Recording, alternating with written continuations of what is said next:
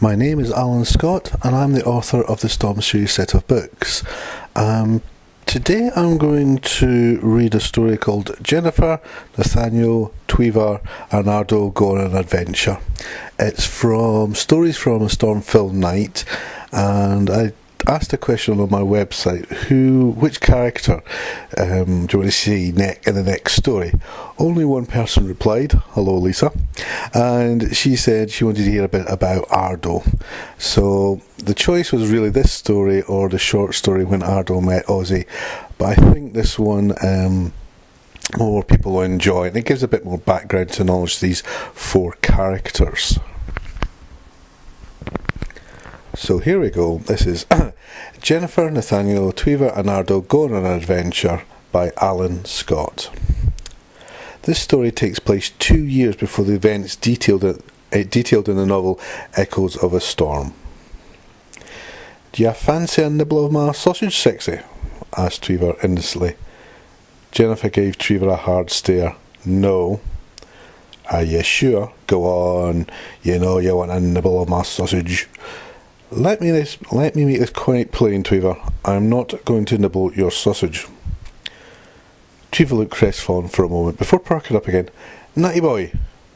"Don't call me Natty boy, Twever," warned Nathanial West. "Do you want a nibble of my sausage?" "Oh, go on then." Twever pierced the sausage with a long, thin stick.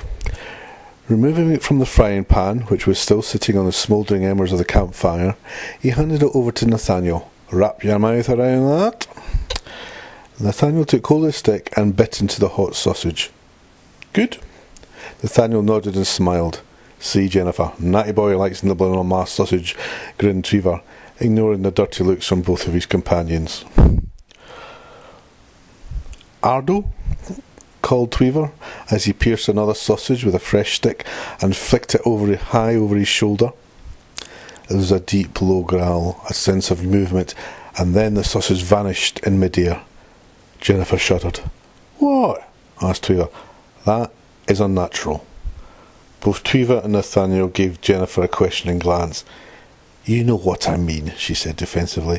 "You leave poor Ardo alone," said Twever. "Is he safe?" "Of course not. He's a lean, mean killer, aren't you, Ardo?" "Who's got big, huge, gnashing teeth then? Who's got big, huge, gnashing teeth?" cooed Twever. A low, menacing growl answered Twever. "Who's a psychopathic killer then?" "Yes, you are. Yes, you are." "What does he look like, Twever?" asked Jennifer, as Nathanial reached forward and speared another sausage from the pan. Twever looked first at the frying pan, which now only contained 2 cooked sausages, then at Nathanial, and then back at the frying pan, before finally fixing Nathanial with a glacial stare. "Keep your hands off my sausages." Nathanial blew on the sausage before deliberately and slowly taking a bite. Twever narrowed his eyes. "Twever?" said Jennifer. Twever kept his eyes on the traitorous Nathanial. "Twever," repeated Jennifer. "What?" "I said, what does Ardo look like?"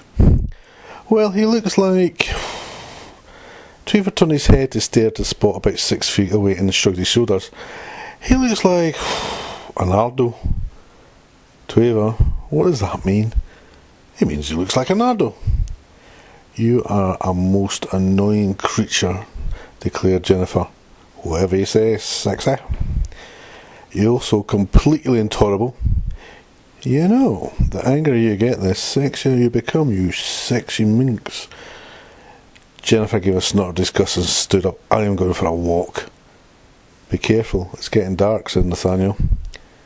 "Do you really think there's anything out there that can hurt me?" spat out Jennifer. Nathanial turned his head to look at Jennifer. "Then why did you bring us with you?" "To do the dog's work."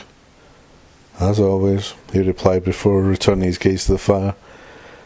Jennifer looked as she was about to say something, before turning and walking away. "I think you may have upset her," said Twever. "Me? What about you?" "We were just having a bit of friendly banter." Twever removed an onion from a bag, along with a small knife, and started to peel it. "Well, you gave her that really annoying mocking smile of yours." Nathanial smiled at Twever. Yep, that's the one. Pulling out a wooden plate, Twever started to slice and dice the onion. No one knows who you're mocking, yourself, the world, or them. It's really annoying. Yeah, I know. Twever added the onions to the pan with a sharp sizzle and gave the pan a couple of shakes. She is worried. Yeah, I know. Twever looked round until he spotted his backpack. Reaching out, he pulled it towards him, opened the pack, he rummaged inside before retrieving a bottle of brandy and pouring a generous splash into the pan. Twever then took a generous swig from the bottle before leaning over it and passing it to Nathanial. Nathanial rubbed the top of the bottle with his hand before taking a gulp. Settling down, he watched Twever continue his cooking. That's the one thing I always admire about you, Nathaniel. Your witty and intelligent conversation, said Twever, as he stirred the pan while adding a pinch of herbs and spices from another small bag at his side. Twever, I can't help but wonder, where did you get the backpack from? Oh, from this bloke. What bloke? Oh, this bloke I met about an hour before we met up. Did he not mind you taking his pack? Nope, he was dead. He was dead? Yep. How? Suicide. Suicide? Aye. He was carrying sausages plus a leg of deer and Ardo was nearby, which is pretty suicidal. Oh, yeah, that's true. The delicious aroma from the cooking reached Nathaniel. You should have been a chef, Twever. I was before I became what I am, replied Twever as he stirred and shook the pan. Hence why I always add a splash of brandy in the pan. It picks up all the flavours from the pan and creates a wonderful, tasty light gravy. Jennifer walked back into the camp. That was quick, stated Nathaniel. Yes, it was, replied Jennifer. I just wanted to stretch my legs. Nathaniel shrugged and returned to watching the dancing flames. Twever reached in his backpack and took out a wooden bowl into which he poured the sausages, fried onions and reduced gravy. He then placed a spoon in the bowl and silently handed the meal to Jennifer. Jennifer reluctantly reached out and took the offering. Smells nice. Twever smiled and removed a small loaf of bread from the pack. Breaking lumps off it, he wiped the frying pan, mopping up the remaining gravy. Jennifer made a small noise of pleasure as she tucked into her evening meal. See, natty boy, said Twever, I can always satisfy a woman with my sausage. Well, I think I'll end the story there, as that is that. So, as usual,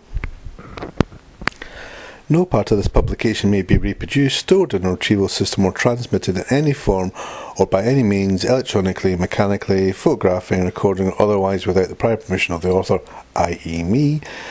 This is a work of fiction and all characters and events portrayed in the books or this recording are fictional and any resemblance to real people or incidents is purely coincidental.